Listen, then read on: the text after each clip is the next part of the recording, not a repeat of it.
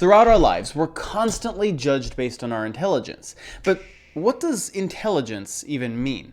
Well, in this video, I'm going to completely redefine your understanding of intelligence and show you how embracing this new understanding can help you achieve complete self-mastery. But first, we have to understand what's wrong with our current definitions. And I'm going to draw upon my years of experience as an internationally published researcher as well as an experienced educator to do so. Over the years, I've taught students at all levels and in a wide variety of subjects, but I started to notice something was wrong with our traditional standards of intelligence way before I became an educator. Back when I was in grade school, I was actually held back a grade, and this was partially because teachers thought I had ADHD or some type of learning deficit. It turns out I didn't, but they always spotted me looking out the window, daydreaming instead of working on my worksheets. Incredibly, I was way more interested at that time in creative and abstract thinking than I was in coloring in some worksheets with pictures of trees on them.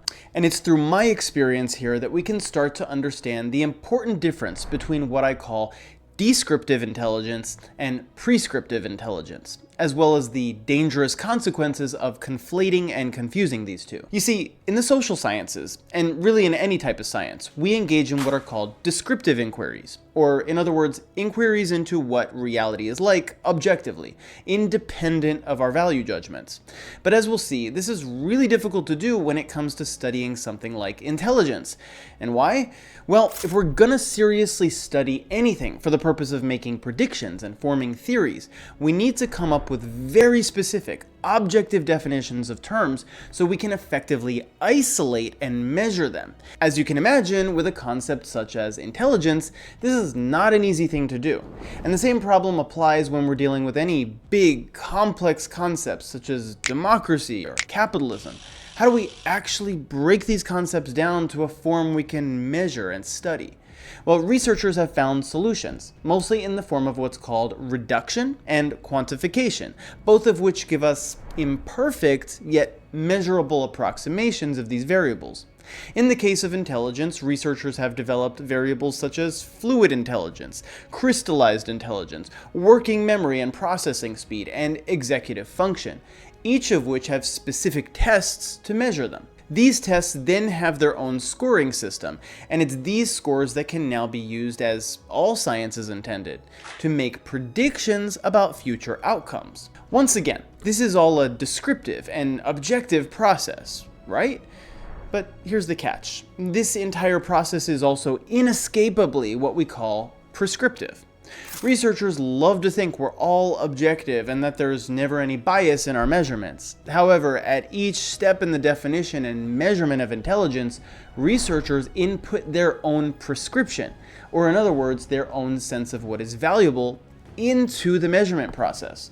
For instance, with respect to even one of the variables we discussed before, crystallized intelligence, which has to do with the knowledge and experience you've accumulated over time, some researcher at some point had to think, I think this is a useful way to define this variable. And do you see how this in itself is a value judgment? Well, when the researcher goes on to use this variable to try to predict, for instance, school performance or career outcomes, which this variable crystallized intelligence does indeed successfully predict, the researcher, often without realizing it, is also implicitly asserting that these outcomes are valuable. In other words, the simple act of setting up a definition and using that definition to measure outcomes is itself a value judgment to exclude alternative definitions and outcomes. To see why this is such a problem in the definition of intelligence, let's go back for a moment to my own experience as a first grader getting held back in school. Based on all the available research at the time on intelligence, and also based on the implicit framing of a certain understanding of school performance and career outcomes associated with intelligence, it's clear why the school administrators might have believed I was not intelligent. You see, their prescriptive understanding of intelligence, or in other words, the type of intelligence that they believed is worth striving for, had real-world consequences, namely the decision to hold me back a grade. Have you ever had an experience like this where you were seemingly devalued for your intelligence level? Well, this is in no way to state that this wasn't the right decision. For many reasons, I actually believe it was. I simply use this example to demonstrate an important point. Prediction is not prescription. And what this means is that we have to remember that the role of science is simple and limited. It is to come up with models of reality that we can use to make predictions about what will happen in the future. That's it. Science does not have a direct role in determining the validity of value judgments. So even though these models of intelligence have the ability to predict certain performance outcomes, we need to recognize that they are merely that. They are not prescriptions of, for instance, what type of intelligence we should have or what type of intelligence we should value. In other words, they're not prescriptions of what decisions should be made to admit which students, who should pursue what careers, and so on. The science of intelligence is still evolving, with new discoveries being made every day that often completely challenge what we believed beforehand. So any value judgments we make about intelligence should be conservative at best. But then where does this all leave us? What kind of intelligence should we be striving for, and is it even possible to grow and expand our intelligence in the first place? Well, now that's precisely a different question than a scientific one. It's a question of values, and fortunately the specific field I've published in is value theory, or put simply, the study of what humans value, how that affects our behavior, and what value is from an ontological standpoint. Now, it would be an entire video in itself to explain my entire 300-something page account of what value is and how to determine whether something is valuable, so instead of that, let's simply address the question of which type of intelligence we should strive for by imagining the following scenario. You walk into a classroom with two students doing math problems. One of the students is doing a great job, solving every math problem fairly quickly, but the other student is struggling with the problems. That student can barely understand what's going on at the board, and instead that student starts to play with some toys at his desk. You start to realize that this student is actually constructing elaborate scenarios with these toys and weaving together an interesting story about them. It ends up being a fairly complex narrative of twists and turns and cliffhangers. So, which student would you say is smarter here? The math whiz or the slacker? Well, do you see how our answer to the question is based on what kind of outcome we value from the student in the first place? As an educator who's taught many types of students, I've found myself in similar scenarios again and again. And something I've realized over a long period of time is that while that first student is indeed very capable and intelligent, he often cannot take that math ability and apply it to coming up with innovative solutions to complex problems.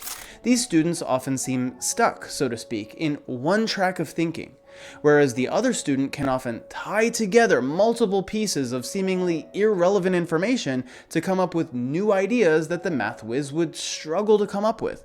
And so, what's going on here? More than likely, the student who seems bad at math simply found the way it was presented uninteresting or irrelevant, but does actually have the ability to do these problems. And the math whiz student, he also most likely has a latent ability to creatively combine abstract ideas, but it simply takes more training for that student to do so. So then the reality is, we all have the potential to become more intelligent, although there might be some theoretical upper limits on our individual strengths. But the science of neuroplasticity is clear. Our brains have the ability to be shaped and reshaped by complex processes of rewiring and reprogramming, and we're in control of a lot of that. But in order to control that process and achieve the types of intelligence both the math whiz and the so-called slacker possess, where should we start? Well, that brings us to what I believe to be the most important aspect of intelligence. One that I believe is not only the most foundational aspect of intelligence, but which is also one that can change the world on a massive scale. And that aspect of intelligence is critical thinking. Critical thinking is an aspect of intelligence that nearly everyone can develop, and it's one we should all strive for. And why? Think about me as a first grader again, or that math whiz, or that so-called slacker student, or even just yourself. In order to exercise any type of intelligence such that we arrive at the goals of both truth and self-mastery, we need, as our foundation, the ability to think critically. Okay, so my professor taught me this and that. Okay, my friend or family member believes this or that. But when was the last time you asked the question, why? Or how would I know that's true? But this doesn't just mean we should impulsively doubt everything. Instead, it simply means we must learn how to develop two key skills, both of which most of us have never been taught. One, learning how to evaluate sources, and two, learning logical methods. You see, the truth is, we all should seek to develop both the logical thinking of the math whiz and the creative thinking of the so-called slacker, because, simply put, having both of these traits allows us to be more self-directing and exercise more autonomy over our life and decisions. In other words, they literally make us freer. But in order to achieve this, we need to understand how to think clearly. Questioning a source is our first step toward this, and this is where our creative mind flourishes. To develop this skill, always ask the following questions. What is the source of the information? How credible is that source? What would make a source credible in the first place? What is the probability that source is incorrect? Does the source have an agenda? Are there alternative sources that potentially offer a different viewpoint, and are those sources credible? For instance, I haven't been to China yet, although I'm looking forward to going and getting to use my very bad Mandarin when I have the chance. But how can I say I know China exists? Well, strictly speaking, I can't say definitively that I know it exists, but I can say I have very strong, overwhelming evidence that it exists. The source of that information? I have met Chinese people. But what if I haven't? Well, I could read news reports, but how likely are those sources to be incorrect? Do these news sources have a vested interest in convincing me that China exists when it doesn't? How about history books about China? These seem like all silly questions, but they all point toward an important truth about the nature of sources. The more credible sources that exist in favor of some evidence, generally speaking, the stronger that evidence is. You see, without this intelligence trait, the math whiz will simply keep doing problem after problem without asking whether the mathematical rules and theorems his teacher taught him are actually correct. I'm sure you even know some people who are stereotypically very intelligent, but if we look closely, all many of them seem to do is spit out facts, figures, and ideas that their education system has taught them, without any real reflection. And as we'll see in a bit, this has profound consequences for the real world. But before we explore that, let's move to the second of our two key skills for critical thinking: understanding logical methods.